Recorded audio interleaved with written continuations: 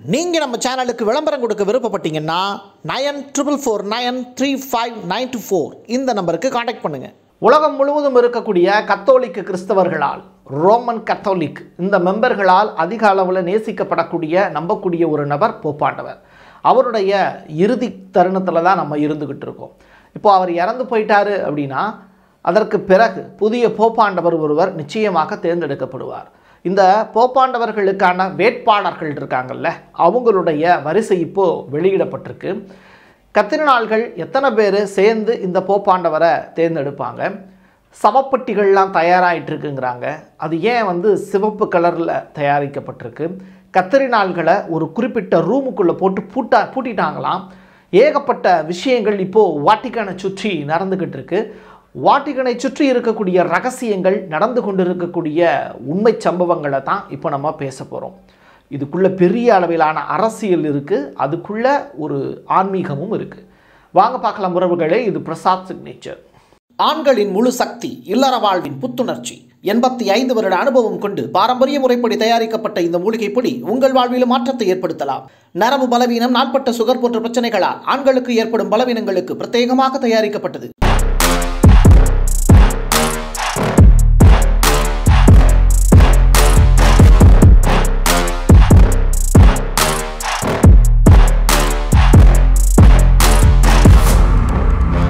முதல்ல Pope Francis அவர்கள் மரணத்தின் தருவாயில் இப்போது இருந்துக்கிட்டு இருக்காரு. அவருடைய கிட்னி செயலிழந்து விட்டது. ஏற்கனவே நுரையீரலுடைய பகுதி செயலிழப்பு ஏற்கனவே ஏற்பட்டது. இப்படி பல்வேறு துன்பங்களை இப்போ அவர் அனுபவிச்சுக்கிட்டு இருக்காரு. அவருடைய வாழ்நாளின் இறுதி கட்டத்தில் இருக்கார். அவருடைய வயது 88. இப்போது அவர் இல்லாமல் போகும்போது, அவர் இறக்கும்போது என்ன நடக்கும் அப்படிங்கிற ஒரு விஷயம். அப்போது போப் இறந்துட்டார்னா அவருக்குன்னு ஒரு தலைமை பணியாளர் இருப்பார்.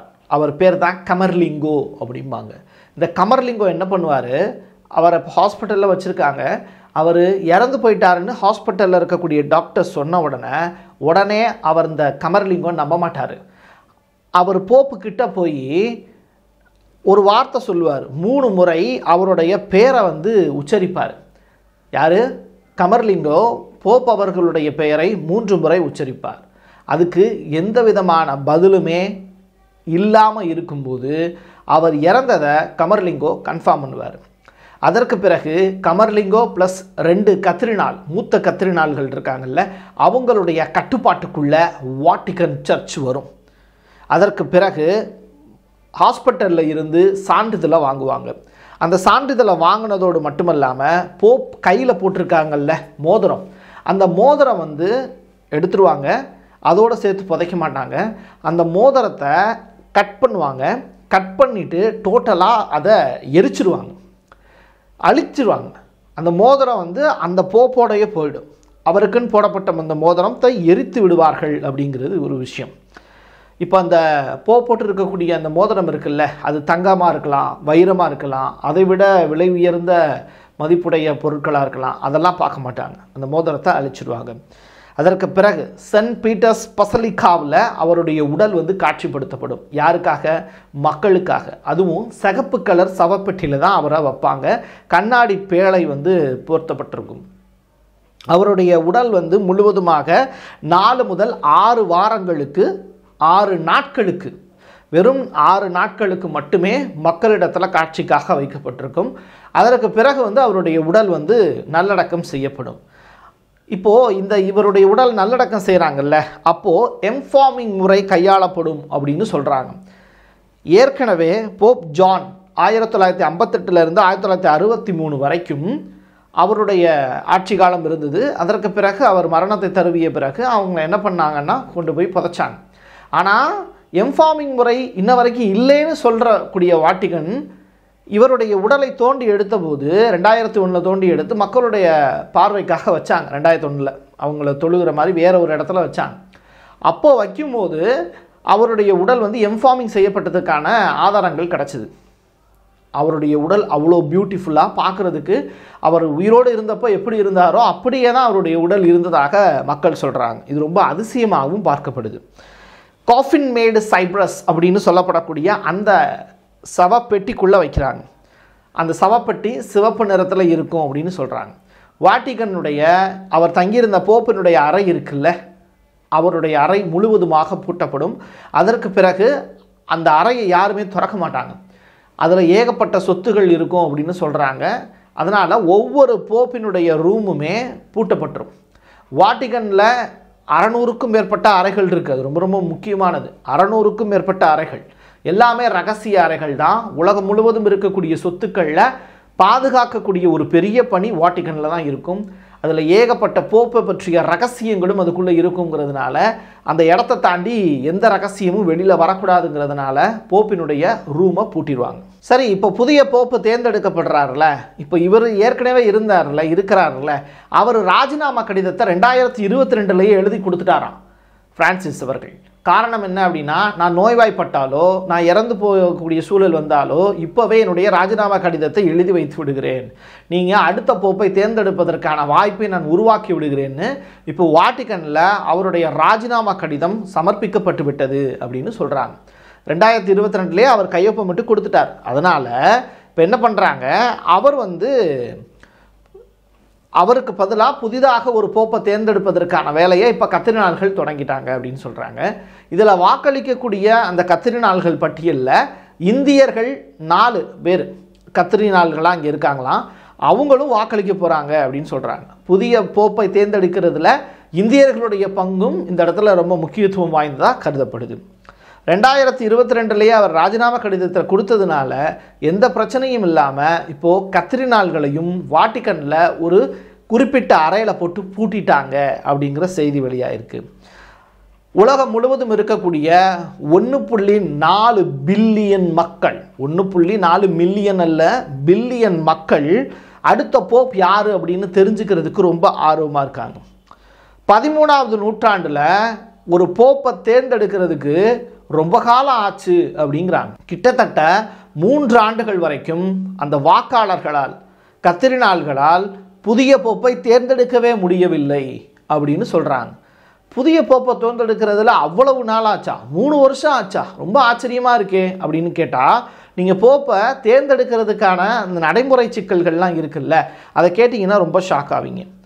அது மட்டும் இல்லை, அவங்க வாக்களிக்கிறாங்கல்ல, அவங்களுடைய கையெழுத்தை மாற்றி தான் அவங்க எழுதணும். இப்போது அவங்க ஒரு குறிப்பிட்ட பேரை எழுதுகிறாங்கன்னா அந்த கத்திரினால்கள் சிதைந்த எழுத்துக்களில் தான் அவங்க எழுதுவாங்க. வேறு லெட்ரு எல்லாருக்கும் தெரியணும். அதே நேரத்தில் அவங்களுடைய கையெழுத்தாக அது இருக்காது. ஏன்னா இந்த கத்திரினால் இவரை தான் தேர்ந்தெடுத்திருக்காங்க அப்படிங்கிறத மற்றவங்களுக்கு தெரிஞ்சுக்கக்கூடாது. அதனால் அவங்க பெயரை எழுதுவாங்க, ஆனால் அவங்களுடைய கையெழுத்து அல்லாமல் வேறு வடிவத்தில் அவங்க எழுதியாகணும். ரூம் ஆஃப் த டியர்ஸ் அப்படிம்பாங்க அதுக்கு பேர். இந்த ரூம் ஆஃப் த டியர்ஸ் அப்படிங்கிற அந்த ரூமுக்குள்ளே மொத்த கத்திரினாலையும் போட்டு அடைச்சிட்டாங்க. இப்போ அடுத்து என்ன பண்ண போகிறாங்க? இந்த புதிய போப்பை வாட்டிகன் எப்படி தேர்ந்தெடுக்கும் அப்படின்னா, மொத்தமாக 252 கார்டினல்கள் இருக்காங்க. அதாவது தமிழில் சொல்லப்போனால் கத்திரினால் அப்படின்னு சொல்லுவாங்க. இதில் 138 பேர் வாக்களிப்பாங்க. இந்த 138 பேர் வாக்களிக்கிறாங்கல்ல, அதில் 80 பேருடைய வாக்குகள் ரொம்ப முக்கியத்துவம் வாய்ந்தது. இவங்க தான் சிஸ்டைன் சாப்பலில் நடத்தப்படக்கூடிய அந்த ரகசிய வாக்கெடுப்பில் இப்போ கலந்துக்க போகிறாங்கன்னு சொல்கிறாங்க. 80 வயதுக்கு உட்பட்டவர்களால் தான் வாக்குகளையே செலுத்த முடியும் அப்படிங்கிறது கத்திரினால்களுக்கு இருக்கக்கூடிய ஒரு சிக்கல். தினமும் 4 சுற்று அளவில் வாக்கெடுப்பு நடத்தப்படும். 3/2 பங்கு கத்திரினால்கள் யாருக்கு வாக்களிக்கிறாங்களோ அவங்க தான் புதிய போப்பாண்டவர். ஒரு வேட்பாளர் அவங்களுக்கான அந்த 2 பங்கு வாக்குகளை வாங்குற வரைக்குமே தேர்தல் நடந்துக்கிட்டே தான் இருக்கும் அப்படின்னு சொல்கிறாங்க.